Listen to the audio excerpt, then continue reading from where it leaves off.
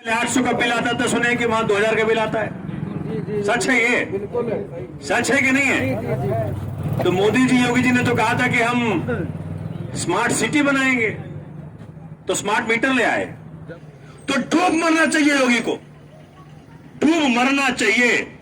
कहता है सन्यासी है, कहता है योगी है, ये तो भोगी है। अगर क्षेत्र की जनता इस कदर से परेशान हो कि अपने चहेतों को, अपने परिवार को मरने के लिए छोड़ दे, क्योंकि मेडिकल सुविधा उपलब्ध नहीं करा पाई सरकार, तो उसे तो इस्तीफा देकर चले जाना चाहिए। भाई तुम किसी मंदिर के महंत हो, वो महंतगिरी करो जाकर गोरखपुर में। प्रदेश नहीं चल रहा आपसे, आपसे प्रदेश नहीं चल रहा। क्षेत्र के लोग परेशान हैं, गरीब परेशान हैं, औरतें परेशान हैं, बच्चे परेशान हैं, बुजुर्ग परेशान हैं, लेकिन इनको फुर्सत नहीं है जाति और धर्म की राजनीति करने से। शमशान घाट में कमीशन खा गए। जो लोग एक गए व्यक्ति को विदा करने आए थे, उनको जान गंवानी पड़ी। और उस जो कॉन्ट्रैक्टर है, उसने इस बात को माना कि हमने 40% जेई को घूस दे रखा था। अगर दे रखा था तो वो 40% सिर्फ जेई नहीं लिया, ये पूरा मुख्यमंत्री तक जाता है। चैनल है, चैनल। सोमनाथ भारती जी कहते हैं कि दिल्ली बहुत दूर है। कहाँ दिल्ली और कहाँ अमेठी? आप अमेठी में पहली बार मर्तबे आए, यहाँ आने का मकसद क्या है? मैं जायज़ में पहली बार आया हूँ और मुझे बहुत सुखद अनुभव है कि मैं उस धरती पर आया हूँ जहाँ के मलिक मोहम्मद जाहिर जैसे सूफी संत, जिनकी पद्मावत ने पूरे विश्व में नाम कमाया। आज मैं जो केजरीवाल जी का गवर्नेंस का मॉडल है, वो मॉडल जिसने कि देश में नहीं विदेशों में भी नाम कमाया, शिक्षा में, स्वास्थ्य में, बिजली में, पानी में, महिला सुरक्षा में, बुजुर्गों के पेंशन में, इतने सारे काम दिल्ली सरकार ने दिल्ली में किए हैं। उस मॉडल को लेकर के आया हूं। और मकसद ये है कि मैं योगी मॉडल जो यहाँ का शिक्षा का, स्वास्थ्य का है, उसके सामने केजरीवाल जी का जो शिक्षा स्वास्थ्य का मॉडल है, उसको सामने उत्तर प्रदेश जनता के सामने पेश कर रहा हूँ। अभी जिला पंचायत का चुनाव होने वाला है, उसके बाद असेंबली का चुनाव होगा।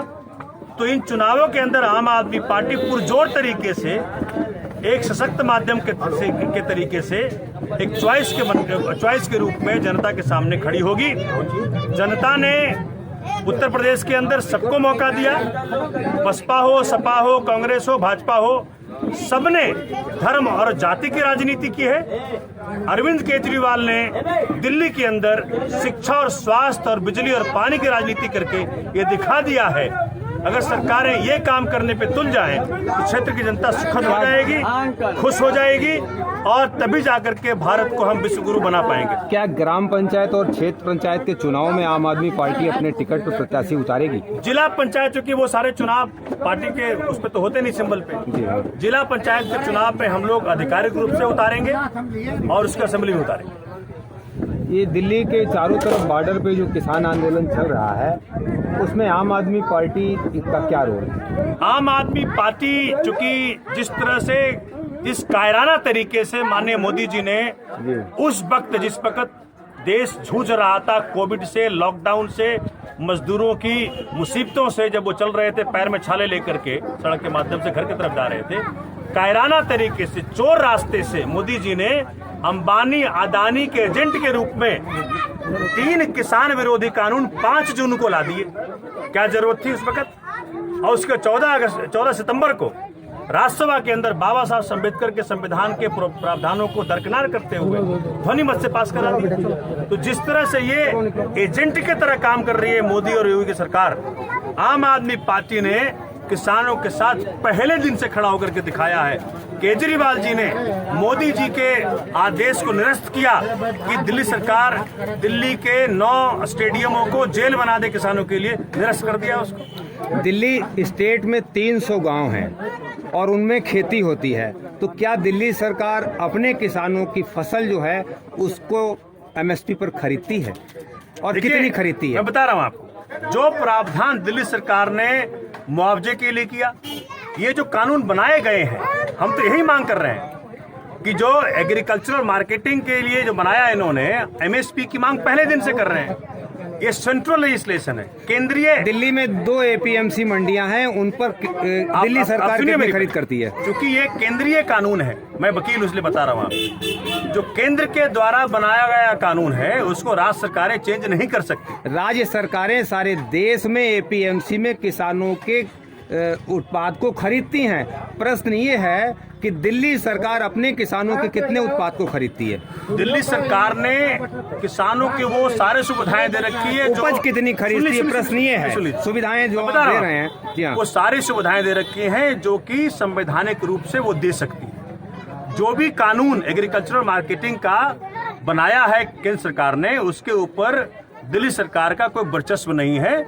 नजफगढ़ में 3500 एकड़ जमीन जलमग्न है। इस बार भी धान की फसल डूबी किसानों की, और उसमें क्या दिल्ली सरकार ने उन किसानों को नजफगढ़ के मुआवजे दिए? 50,000 रुपया प्रति हेक्टेयर मुआवजे दिए। 50,000 रुपया प्रति हेक्टेयर हमने पहली बार दिया है। हमने पूरे हिंदुस्तान के इतिहास में किसी भी सरकार ने इतना बड़ा मुआवजा किसी भी किसान को कभी नहीं दिया। 50,000 रुपया प्रति एकड़ प्रति हेक्टेयर। कितने किसानों को दिया? उस संख्या आपको बता देंगे आधिकारिक रूप। जी जी, धन्यवाद, थैंक यू। अब ये नवे दौर की वार्ता होने वाली है, लेकिन अभी तक इसमें कोई हल नहीं निकला। अगर अभी कोई हल नहीं निकलेगा तो उसमें आप पार्टी क्या करेगी? मैं तो देखो, आप पार्टी तो किसानों के साथ पहले भी खड़ी थी, आज भी और कल भी रहेगी। और किसानों के साथ ही क्यों, देश के अंदर जहाँ जहाँ अन्याय होगा हम खड़े हैं। क्या उनके आंदोलन में भी शामिल होगी? हम तो शामिल है पहले तो हम ऑलरेडी हैं।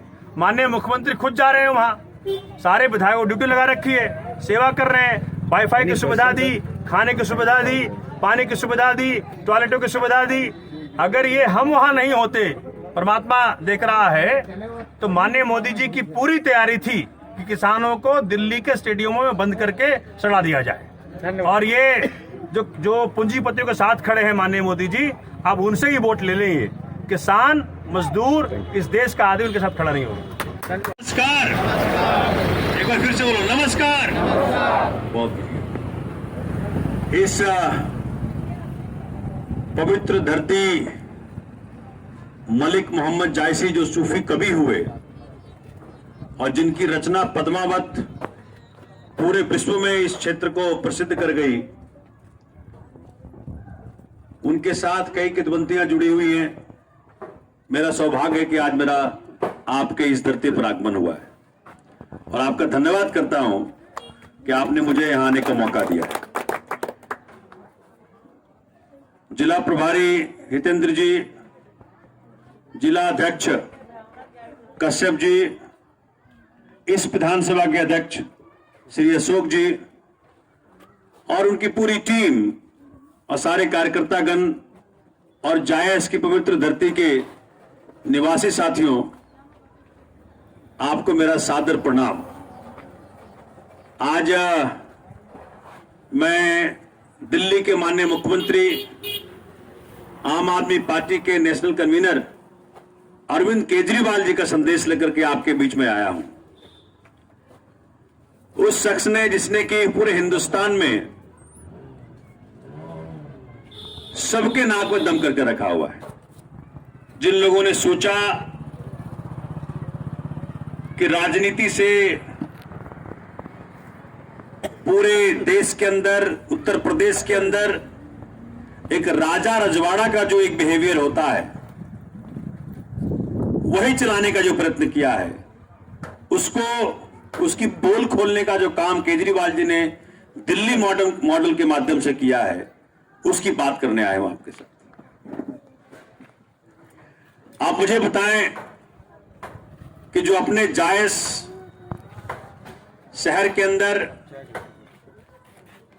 या तिलोई विधानसभा के अंदर ऐसे कितने स्कूल होंगे, सरकारी स्कूल, जिसमें क्षेत्र की जनता लाइन लगाती है एडमिशन के लिए? बताइए, है कोई ऐसा कोई सरकारी स्कूल है जहां के आप चाहते हैं कि आपके बच्चे पढ़ें? ऐसा कोई सरकारी अस्पताल है यहां पे जहां कि आपका सीटी स्कैन, एक्सरे, दुनिया भर के इलाज सब मुफ्त में हो रहा हो? ऐसा कहीं है जी? यहां नहीं है। बिजली का बिल कैसा आता है? स्मार्ट मीटर लगा हुआ है, फास्ट चलता है। जहां पहले 800 का बिल आता था, सुने कि वहां 2000 का बिल आता है। सच है ये? सच है कि नहीं है?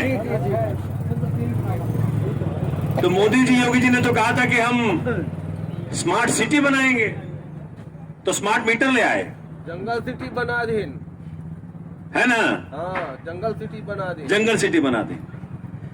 मतलब उत्तर प्रदेश की खबरें सुनो तो आदमी का रूह कांप उठता है। जिस तरह से हाथरस का कांड देख लो, बदायूं का कांड देख लो, उन्नाव का कांड देख लो, महिलाओं को और बच्चियों के साथ तो ऐसा दुर्दांत काम किया इन लोगों ने, डर लगता है, कपता है, आदमी कपता है। साथियों, ये आए थे लेकर कि भाई हम राम राज्य लाएंगे। राम राज्य ऐसा होता है क्या? अगर राम राज्य ऐसा होता है तो वापस कर दो पुराने वाले राज्य। फिर तो गलत तो नहीं कह रहे, मुझे बताइए। आप देखें, एक आम व्यक्ति को, एक आम परिवार को 4 चीजों की मूल जरूरत होती है। बच्चे ढंग से पढ़ लिख जाएं, बच्चे ढंग से पढ़ लिख जाएं, बुजुर्गों का, महिलाओं का, बच्चों का इलाज ढंग से हो जाए, बिजली मुफ्त में आ जाए, पानी की सुविधा हो जाए, बुजुर्गों का पेंशन ढंग का हो जाए। यहाँ पेंशन कितना मिलता है? यहाँ पेंशन कितना मिलता है? 500 मिलता है। हम दिल्ली में पेंशन देते हैं 2500 रुपया। कितना देते हैं? 2500 रुपया। चाहिए ना आपको? नहीं चाहिए? चाहिए कि नहीं चाहिए? चाहिए। तो इतनी सुविधाएं जो हमने दिल्ली में दे रखी हैं, और अच्छी बात क्या है कि जब मैं पिछली बार आपके पास आया था तब से लेके आज तक 7 साल हो गया, 14 से लेके अभी तक 7 साल में जो दिल्ली के अंदर केजरीवाल मॉडल शिक्षा में, स्वास्थ्य में, बिजली में, पानी में जो पूरे दुनिया ने देखा है, और उत्तर प्रदेश के अंदर हर गली में, हर मोहल्ले में, हर गांव में दिल्ली में रहने वाले परिवार मिल जाएंगे आपको। उनके माध्यम से खबर पहुंच चुकी है। उत्तर प्रदेश के जिले जिले में जब जाता हूं मैं, तो हर गांव में, हर मोहल्ले में कोई ना कोई व्यक्ति मिलता है जिसको दिल्ली में ये फायदा मिल रहा है। तो ये कोई बात कहने वाली नहीं है। देखो, जुमला पार्टी तो एक ही है। मैं कह रहा था अपने साथियों को, जब उत्तर प्रदेश में हम शासन में आएंगे तो इलाहाबाद यूनिवर्सिटी में, इलाहाबाद विश्वविद्यालय के अंदर एक कोर्स स्टार्ट करेंगे पीएचडी करने का। उसका नाम है पीएचडी झूठ बोलने में, नहीं समझे? और पहला पीएचडी देंगे किसको? मोदी जी को, साथ में योगी जी को देना पड़ेगा ना भाई। मतलब झूठ बोलने में कोई हद नहीं छोड़ी इन लोगों ने। साथियों, हाथ कंगन को आरसी क्या मतलब? मैं बोलूं, इसके पहले आपको आपके साथियों ने दिल्ली की सूचना दे दी होगी कि किस तरह से दिल्ली के अंदर प्राइवेट स्कूल बंद हो रहे हैं। मतलब जिन प्राइवेट स्कूलों में माँ बाप ने लाखों रुपए खर्च किए हैं बच्चों के ऊपर, उसके परिणाम कुछ और हैं। और दिल्ली में जो जहां मुफ्त शिक्षा उपलब्ध हो रही है, अरविंद केजरीवाल जी का जो स्कूल है, सरकारी स्कूल है, वहां का जो रिजल्ट है वो 98% है। 98% रिजल्ट है, और प्राइवेट वाले पीछे हैं। तो ऐसा व्यक्ति जो आम आदमी को मजबूत करने की, देखो 2 ही तरीके हैं आम आदमी को मजबूत करने की। अगर मैं चाहता हूं कि क्षेत्र की जनता मजबूत हो जाए, क्षेत्र की जनता के जवान में, मुंह में आवाज आ जाए, बोलने की ताकत हो जाए, वो सवाल कर सके, कब कर सकेगा? जब अच्छी शिक्षा मिलेगी। जिस दिन अच्छी शिक्षा मिल गई तो इन बच्चों ने इतने सवाल खड़े कर देने विधायक के आगे, इतने सवाल खड़े कर देने सांसद के आगे, इतने सवाल खड़े कर देने मंत्री के आगे, वो भाग जाएगा यहां से। गलत तो क्या है मुझे बताओ? बाबा साहब अम्बेडकर का जो संविधान दिया हुआ है, उस संविधान में जो आपको सहूलियत दी गई है, जो अधिकार दिए गए हैं, जिस दिन सरकारें उस पर काम करना शुरू कर देंगी, ऑटोमेटिकली पूरा भारतवर्ष विश्व गुरु बन जाएगा। साथी, विश्व गुरु शब्दों से नहीं बन रहा। भारत माता की जय शब्दों से नहीं हो रही, भारत माता की जय करनी से होगी। इस वक्त ही हमारे बच्चे उन स्कूलों में पढ़ पाएंगे जहां की विश्व स्तरीय शिक्षा मिल रही हो, वो भी मुफ्त में मिल रही हो, तब जाके बात बनेगी। आज आम आदमी मजबूर है अपने बच्चों को अनपढ़ रखने के लिए। पैसा ही नहीं है, कहां जाएगा, कहां जाएगा। उत्तर प्रदेश की तो यह हालत है, मुझे सुनकर के रोना आ गया कि अगर मान लीजिए परिवार में कोई व्यक्ति बीमार पड़ जाए और उस इलाज में कोई 3-4 लाख रुपए डॉक्टर कहते खर्चा आएगा, तो परिवार कहता है ये पैसे तो अपने पास नहीं है, तो कहां से लाएंगे। तो एक ही चारा है कि परिवार को घर ले जाओ, जो बीमार व्यक्ति है उसे घर ले जाओ और उसके मरने का इंतजार करो। गलत तो नहीं कह रहा मुझे बताना, गलत तो नहीं कह रहा मुझे बताओ। अगर ये सही है तो डूब मरना चाहिए योगी को, डूब मरना चाहिए। कहता है सन्यासी है, कहता है योगी है, ये तो भोगी है। अगर क्षेत्र की जनता इस कदर से परेशान हो कि अपने चहेतों को, अपने परिवार को मरने के लिए छोड़ दे, क्योंकि मेडिकल सुविधा उपलब्ध नहीं करा पाई सरकार, तो उसे तो इस्तीफा देकर चले जाना चाहिए। भाई तुम किसी मंदिर के महंत हो, वो महंतगिरी करो जाकर गोरखपुर में। प्रदेश नहीं चल रहा आपसे, आपसे प्रदेश नहीं चल रहा। क्षेत्र के लोग परेशान हैं, गरीब परेशान हैं, औरतें परेशान हैं, बच्चे परेशान हैं, बुजुर्ग परेशान हैं, लेकिन इनको फुर्सत नहीं है जाति और धर्म की राजनीति करने से। अरे भूख तो हिंदू को भी उतना लगता है जितना मुसलमान को लगता है, जितना सिख को लगता है, जितना ईसाई को लगता है। भूख तो सबको लगता है, नौकरी तो सबको चाहिए।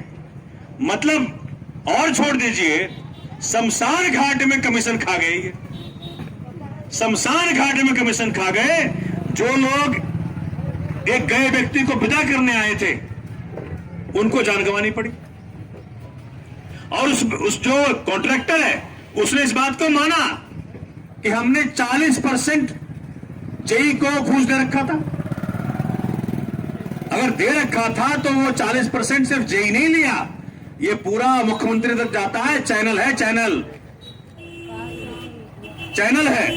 जब शमशान घाट भी सुरक्षित नहीं हो, ना स्कूल सुरक्षित है, ना अस्पताल सुरक्षित है, ना शमशान घाट सुरक्षित है, ना सड़क सुरक्षित है, तो आदमी जाए कहां, मंदिर जाए। मंदिर सुरक्षित नहीं है, मंदिर सुरक्षित है मुझे बताओ।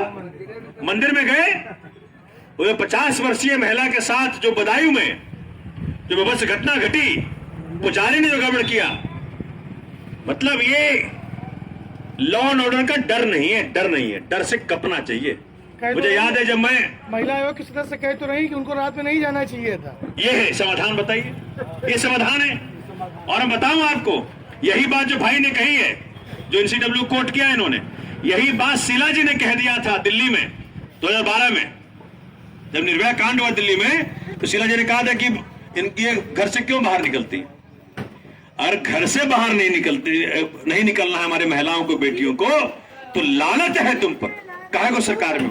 मुझे याद है जब मैं कानून मंत्री था पहली बार, जब दिल्ली में वहां मुख्यमंत्री बने केजरीवाल जी, तो वहां के दरोगा और वहां के कप्तान ये सब डर के मारे भाग रहे थे अपनी ड्यूटी करने से। बड़े अधिकारियों ने कह दिया था कि भैया केजरीवाल आ गया है, अगर तुम घूस लेते पकड़े गए तो मेरे पास मत आना। पुलिस कप रही थी। दिल्ली में एक ऐसा माहौल पैदा हो गया था जहां पुलिस आगे और जनता पीछे पीछे पैसे ले लो। पुलिस कहती नहीं भैया पैसे नहीं ले रहे, ऐसा माहौल है। भाई केजरीवाल के हाथ में पुलिस दे दो तब पता है क्या चलता है प्रदेश। साथियों, ये कोई सपना नहीं है, कोई मैं परियों कहानी नहीं सुना रहा। ये बगल के प्रदेश में दिल्ली में घटना घट रही है जहां की विश्व स्तरीय शिक्षा, विश्व स्तरीय स्वास्थ्य सेवाएं मुफ्त में जनता को घर बैठे मिल रही, घर बैठे मिल रही। बड़ी बात है कि नहीं, बताओ मुझे। मतलब अभी 1 महीना पहले मान लो एक सरकारी स्कूल जो हमने खोला, उसमें बगल के प्राइवेट स्कूल के 900 बच्चे स्कूल छोड़ करके सरकारी स्कूल में आ गए। वो सरकारी स्कूल वाला आके हमारे आगे रो रहा है कि भाई साहब हमारा धंधा खत्म हो गया। तो हमने कहा कि शिक्षा कोई धंधा नहीं है, धंधा नहीं है। शिक्षा तो एक पुण्य का काम है जिसके जरिए क्षेत्र की जनता मजबूत होती है। क्षेत्र की जनता के मुंह में आवाज आती है, क्षेत्र की जनता के जिगरा में ताकत आती है कि वो सवाल पूछ सके। जिस दिन सवाल पूछना शुरू कर देगी जनता, नेताओं को काम करना पड़ेगा सर। ये है, गलत तो नहीं कहना, मुझे बताओ भाई। माननीय सिद्धार्थनाथ सिंह जी जो यहाँ के मंत्री हैं उत्तर प्रदेश के, मैं प्रयागराज का भी प्रभारी हूं, उनके विधानसभा में एक प्राथमिक स्वास्थ्य केंद्र है। अब जब उसमें हम देखने गए तो पाया कुत्ते के बच्चे मिले। अब स्वास्थ्य केंद्र में कुत्ते के बच्चे मिल रहे हैं तो मैंने कटाक्ष के रूप में कहा कि स्वास्थ्य केंद्र में आदमी के बच्चे पैदा नहीं हो रहे हैं, कुत्ते के बच्चे पैदा हो रहे हैं। तो उस कटाक्ष को इन्होंने किसी और दिशा में मोड़ने का प्रयत्न किया। भाई आप अपनी बदहाली, आप अपनी नाकामी को स्वीकारें, आप सीख लें मेरे कटाक्ष से कि मैं क्या कह रहा हूं। सोमनाथ भारती, मैंने अभी अभी उसका वीडियो अपलोड किया है। और महिलाओं का क्या सम्मान आप करते हैं, उत्तर प्रदेश की जनता जानती है।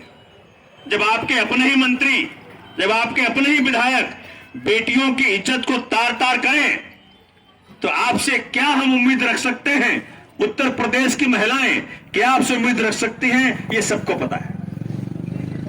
तो कहानियां बनाना बंद करें, आप अपनी नाकामी को स्वीकारें, आप उत्तर प्रदेश के स्कूलों की बदहाली को स्वीकारें, आप उत्तर प्रदेश के अस्पतालों की, स्वास्थ्य केंद्रों की बदहाली को स्वीकारें और इस बात को माने कि आप हर तरफ फेल हुए हैं, फेल हुए हैं, फेल हुए हैं।